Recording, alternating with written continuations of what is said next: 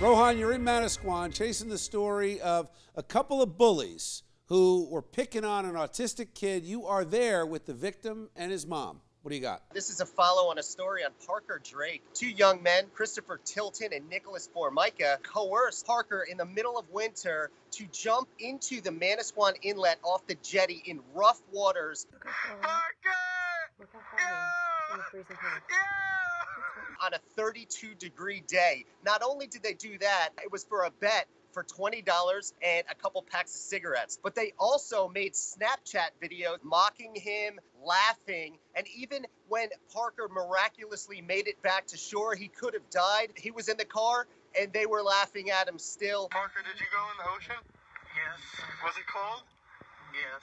They've been charged with endangering the welfare of an incompetent person, but their court dates have been pushed along and pushed along and pushed along, and now we're sitting here in September at the Manasquan courthouse where the two men were going to face their charges, but they were represented by their attorneys, and they didn't even have to show up. The prosecutor created a plea deal with Christine, Parker's mother, but it was some murky information that she's not happy about, and she decided to withdraw the plea deal and go to trial. Did it require the family to press charges? Is that why they were negotiating with you over a plea deal? I don't feel like the prosecutor is representing us appropriately. I don't feel like we have appropriate legal representation. We were coerced with false information to accept this plea deal, and when I finally found a lawyer that I could speak with about what was going on, he explained to me exactly the false information we were given, so I tried to withdraw the plea, and they are trying to enforce it now. How's Parker doing now? Well, he's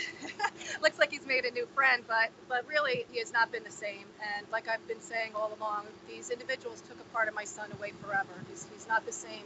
The charge is endangering the welfare of an incompetent person, but your son's, with all due respect, is not incompetent. He can function. He has a Facebook account. As far as I understand, he had a job. So he's not incompetent. Isn't the charge insulting to you? I'm sorry, I don't mean to insult you, but you don't really know my son. Having a Facebook account and being able to speak and write or type, he can't even really write, does not make it that he's competent. I have to say, Sabeel, your question to the mother I find incredibly offensive and insulting, and you don't know that boy, but I'll tell you two kids who did know that boy, the two men who did this to him and took advantage of him. And that's where there's no question of the abuse that they put this young man through that's inexcusable and unforgivable, and the fact that they didn't have the courage or the guts to show up today is infuriating. Rohan, what's next? October 28th, 11 a.m. is going to be the next court date, and we're going to see if we can go to trial from there. Parker, how are you feeling about this? Do you want this to be over?